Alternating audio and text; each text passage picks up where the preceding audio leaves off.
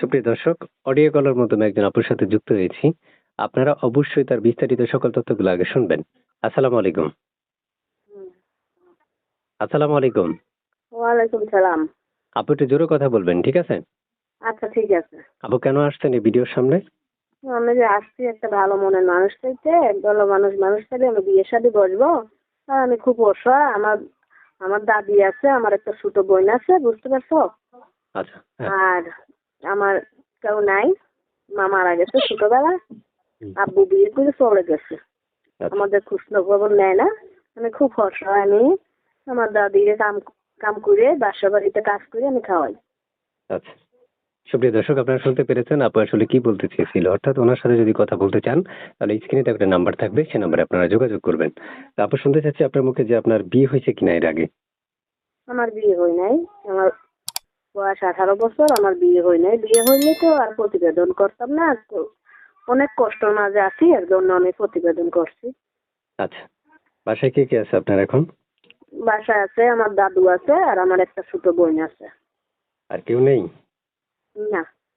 আচ্ছা, এই যে আমি আপনার সাথে যে নাম্বারে কথা বলছি, এই নাম্বারটাই কি দর্শককে দিয়ে দিব? জি জি। আচ্ছা, এই নাম্বারে ইমো, হোয়াটসঅ্যাপ এগুলো আছে?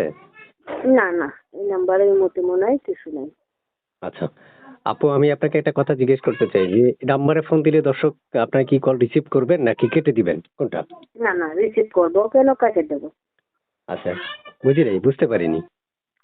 রিসিভ করবো কেন, কাকে দেবো? আচ্ছা, রিসিভ করবেন। জি। আচ্ছা, তো প্রিয় দর্শকদের উদ্দেশ্যে শুনতে চাচ্ছি, পড়াশোনা কতটুকু করেছেন? পড়াশোনা ধরে না 5 পর্যন্ত পড়েছে। 5 পর্যন্ত? জি জি। তা এখন আপনি কেমন বয়সী আপনার মানে মনের মানুষ বা বিয়ে বসার জন্য পাত্র চাচ্ছেন? মনের মানুষ আমার যেমন বয়সী হোক, সে যদি আমাকে বিয়ে করে সারা জীবন তার কাছে রাখতে পারে, এইরকম মানুষ আমি চাই। আচ্ছা, বুঝতে পারছি। তা আপনার প্রতিবেশী থেকে মানে আপনার আশপাশ থেকে বিয়ের জন্য আসে না? ও গরিব বলে বিয়ের জন্য আসে না, ও, টাকা পয়সা দিতে পারবো না এর জন্য আসে না। আচ্ছা। প্রিয় দর্শক শুনতে পেরেছেন, আসলে আমাদের একটা যৌতুক নামের একটা প্রচলিত একটা শব্দ আছে, যার কারণে আসলে আমাদের অনেক এলাকাতে বা আশপাশে অনেক মেয়েরই বিয়ে হচ্ছে না। প্রিয় দর্শক, আমরা আপনাদের সাথে একটা কথাই সবসময় বলতে চাই যে আপনারা যদি কারোর সাথে যোগাযোগ করতে চান তাহলে স্ক্রিনে একটা নাম্বার থাকবে, বিশেষ করে যদি মুখে বলা থাকে তাহলে সেটার উল্লেখ্যের মাধ্যমে আপনারা সিউরিটি নিয়ে অর্থাৎ মিলিয়ে নেবেন মুখে বলা এবং স্ক্রিনে দেওয়াটা। তাহলে মনে করবেন নাম্বারটা রাইট আছে, আপনার ফোন দিলে তার সাথে যোগাযোগ করতে পারবেন। আপু আর কিছু বলবেন আপনার? হ্যাঁ। আর কোনো কথা আছে?